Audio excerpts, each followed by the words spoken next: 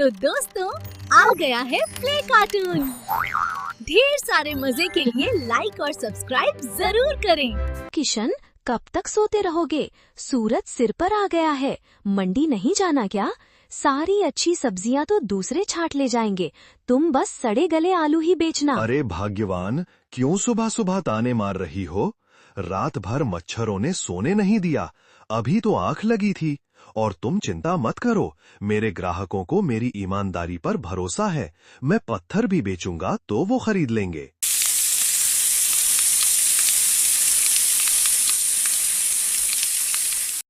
हाँ हाँ, चाट लो अपनी इस ईमानदारी को।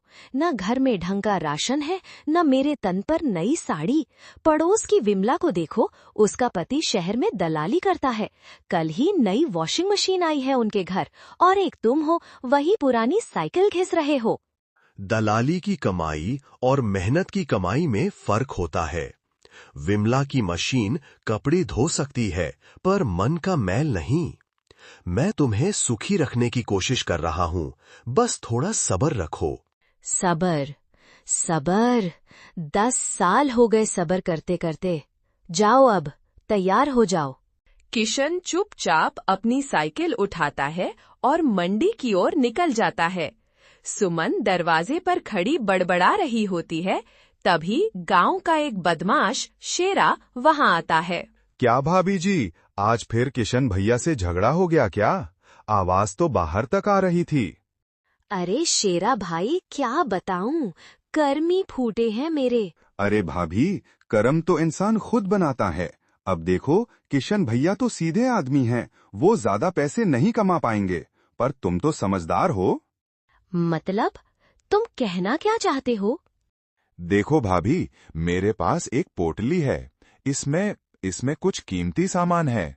पुलिस मेरे पीछे पड़ी है बेवजह। अगर तुम इसे 2 दिन अपने घर में छिपा लो तो मैं तुम्हें मुंह मांगी कीमत दूंगा। क्या? पुलिस? नहीं नहीं भैया, मैं ये सब नहीं कर सकती। किशन को पता चला तो वो जान ले लेंगे मेरी। अरे किशन को पता ही क्यों चलेगा? चावल के ड्रम में डाल दो। 2 दिन बाद मैं ले जाऊंगा और तुम्हें 5,000 रुपए इनाम दूंगा। 5,000 में तो नई साड़ी क्या, पूरा घर चमक जाएगा। सोच लो। सुमन 5,000 रुपए का नाम सुनकर पिघल जाती है। लालच उसकी आंखों पर पर्दा डाल देता है। लाओ, दे दो मुझे, लेकिन जल्दी ले जाना। और सुमन उसे रसोई में आटे के कनस्तर के सबसे नीचे छिपा देती है। शाम का समय किशन घर लौटता है। किशन बहुत खुश लग रहा है। वो हाथ में एक छोटा सा लिफाफा लिए हुए है। सुमन, ओ सुमन, देखो आज क्या लाया हूँ। क्या है? इतना शोर क्यों मचा रहे हो? आज मंडी में सेठ दीनानाथ जी का बटुआ गिर गया था। मैंने उन्हें वापस लौटा दिया। वो इतना खुश हुए कि उन्होंने मुझे इनाम में 500 रुपए दिए। ये लो, तुम कह रही थी ना कि तुम्हें नई चप्पल चाहिए, कल ले आना। सुमन के हाथ कांपने लगते हैं। किशन की ईमानदारी के सामने उसका लालच उसे काट रहा था। हे भगवान, ये 500 रुपए की ईमानदारी पर इतना खुश है, और मैंने 5,000 के लालच में न जाने क्या छिपा लिया है घर में। तभी बाहर सायरन की आवाज आती है। पुलिस की जीप उनके घर के बाहर रुकती है। किशन सब्जी वाला यहीं रहता है क्या? जी साहब, मैं ही हूँ। क्या बात हो गई?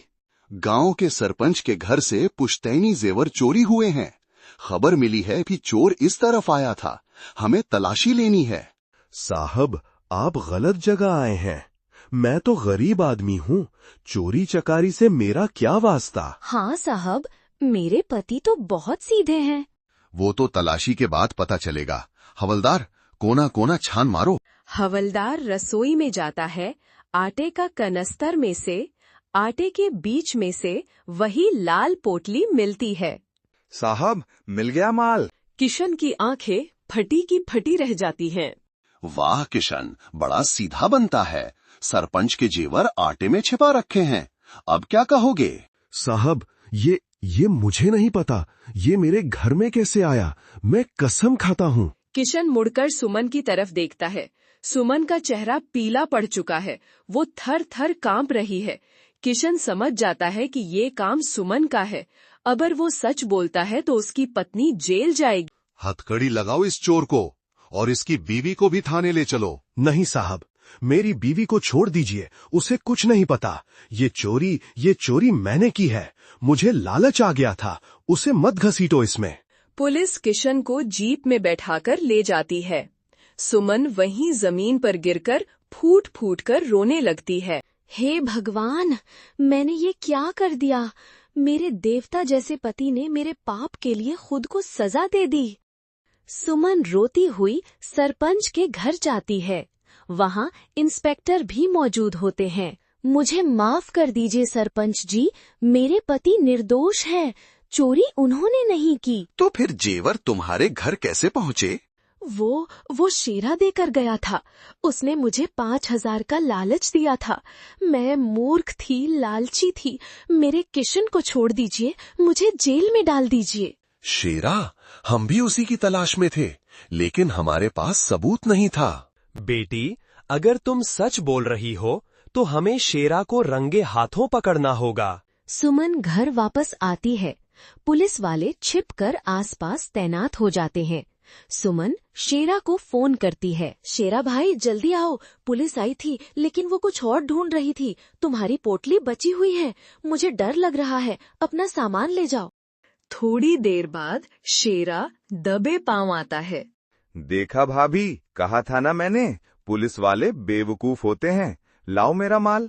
ये लो अपनी पोटली और मेरे पति को छुड़वा दो। अरे किशन गया भाड़ में, अब ये जेवर बेचकर मैं शहर निकल जाऊंगा, तू भी मौज कर। तो असली चूहा बिल से बाहर आ ही गया। चलो थाने, वहाँ तुम्हारी अच्छे से खातिरदारी होगी। मुझे माफ कर दो किशन, मैं अंधी हो गई थी। मुझे सोने चांदी का लालच था, लेकिन मुझे नहीं पता था कि मेरा असली सोना तो तुम हो। तुमने मेरे लिए जेल जाना भी मंजूर कर लिया। पति पत्नी का रिश्ता सुख दुख का होता है। गलती इंसान से ही होती है। बस खुशी इस बात की है कि तुम्हें अपनी गलती का एहसास हो गया। किशन, तुम्हारी ईमानदारी और तुम्हारी पत्नी की हिम्मत ने आज गांव को एक बड़े चोर से बचाया है। सरपंच जी ने कहा है कि तुम्हें सब्जी की एक पक्की दुकान दिलवाएंगे। अब तुम्हें साइकिल पर धक्के नहीं खाने पड़ेंगे।